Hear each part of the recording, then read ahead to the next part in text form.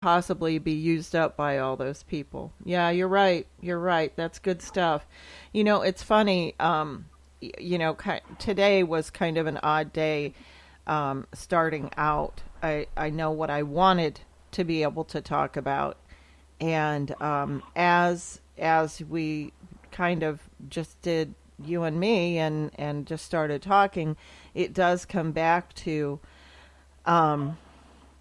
this subject that I wanted to bring up, and it's about gifts and giving. And, when we're in a situation, we think, and I've done this in my head, well, when I get money, when I get it together, I'm gonna give. I'm gonna do that. And I would like to financially help out that, or I would like to be able to buy that for someone in need. And I would like to, and it's all about, me thinking I had to be on my feet.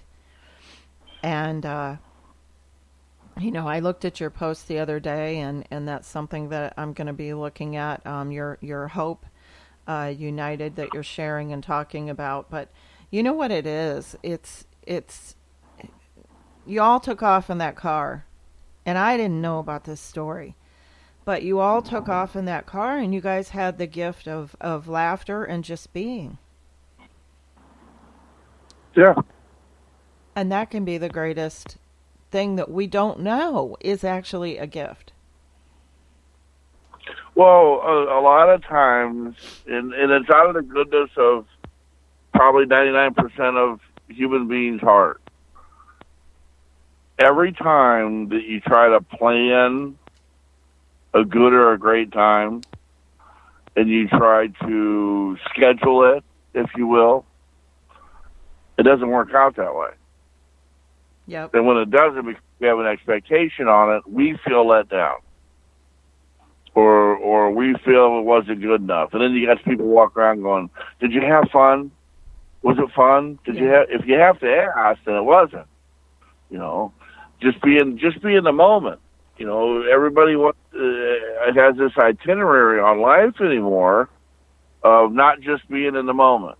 And things can happen in the blink of an eye, in the flash of a day, whatever it may be. Just be there.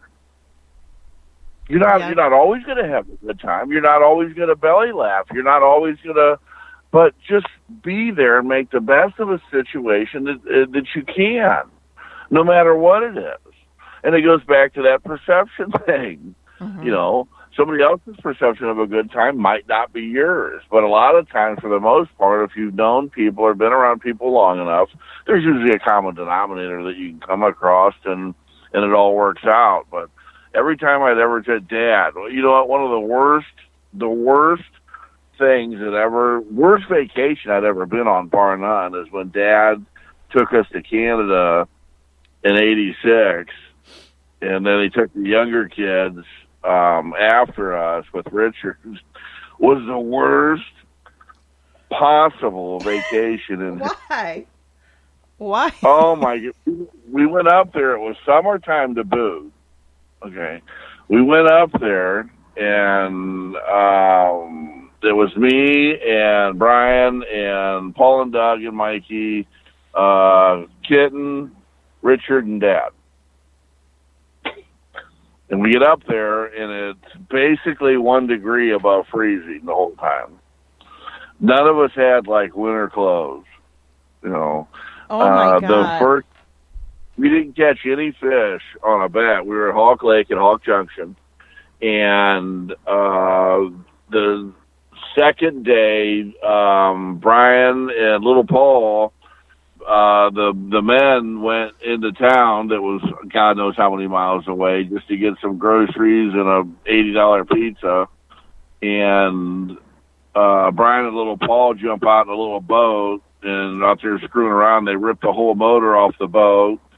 And they were sitting on an island while the boat's floating around Hawk Lake. It was just this whole catastrophe. After another. Back then, there was Dad and Richard had only one solution for anger and being flipped out, so that happened.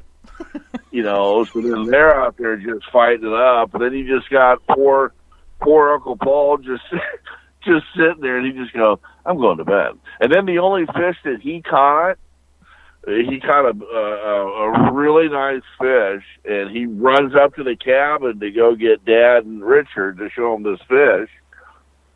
And Mikey's getting it out of the live well, and it flopped right and jumped right out of his hands into the water. So it was gone before they even got to see it. So it was just like this whole catastrophic thing that happened. Yeah, but that sounds funny. Yeah, when we got home, we all got annihilated by black flies that weren't even supposed to be out because it was so cold. It was just this whole disaster. And all Dad wanted was, I'm taking my kids to a trip to Canada, Right. He was sober for a minute. When we went up there, he had gotten sober, and then, but it wasn't very long at that time. And like I said, it took all these events to happen at once.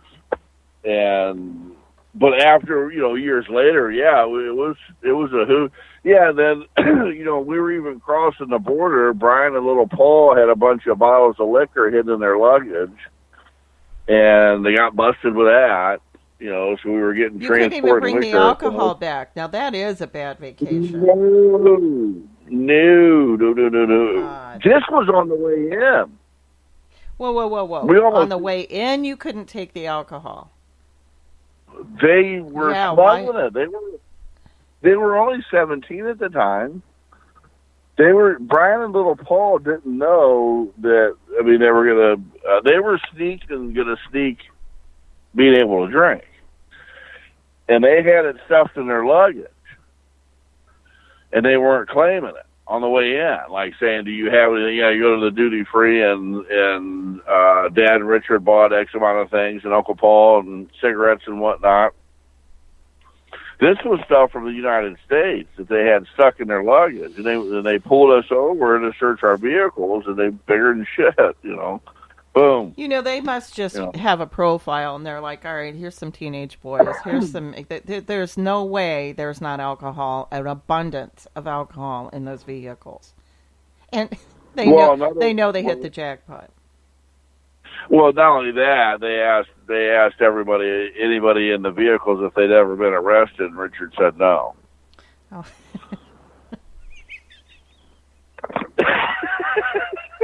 I don't know why it's making me laugh. Oh man! He paused, and I'll never forget that look on his face. He had one eyebrow up, and he goes, "Nope." And pull her over. Right. Yeah, we're going to need you guys to pull over here to this open space over here. But now that you're talking about it, you're talking about the plan, and it was going to be perfect and everything, but I suppose it did cause a delayed but many, many laughs. Oh, yeah. I mean, we might as well have brought Steve Martin and John Candy with us, too. Right. I mean, it would have been Chevy Chase. That's awesome. That's awesome. Well, you know what I get from that story is, and of course, now that you're talking about it, here, Tom and Rich aren't here. And it gives that sense of time is precious and living in the moment. And it sounds probably, people might be sick of hearing things like that, and it might sound cliche, but it is so true. And you're right. The other night when I was tossing and turning and fretting, and we're doing something different, we're going to rent a car so that it's a lot more room. And, of course, it'll be a little bit of a nicer car. It really is the way to go. I mean, it's, you're putting all these miles on another car. It really is an awesome way, and it's not that much money. But I started thinking, like, all of a sudden, I was taken back to when I was a mom of these girls and they were little, because I had a huge sense of pride and accountability and making sure they were where they needed to be and keeping them safe. I used to call them my little chicklets and my little ducklings, and they just kind of trotted along and followed me wherever. And it's very rare that the four of us, collectively are all at the same zip code at the same time doing something like that. I mean, they'll come over here and visit, or, we might go out to dinner, but to actually we're going to be down there on vacation for a few days, and I have this mama bear thing in me, and I want to really make sure that everybody's okay and that I get them there safely, and all of those things started. And it's a really good problem to have, or a really good worry to have. But you're right. I spent precious time and energy worrying about something in the middle of the night that I don't even know is going to happen yet or not.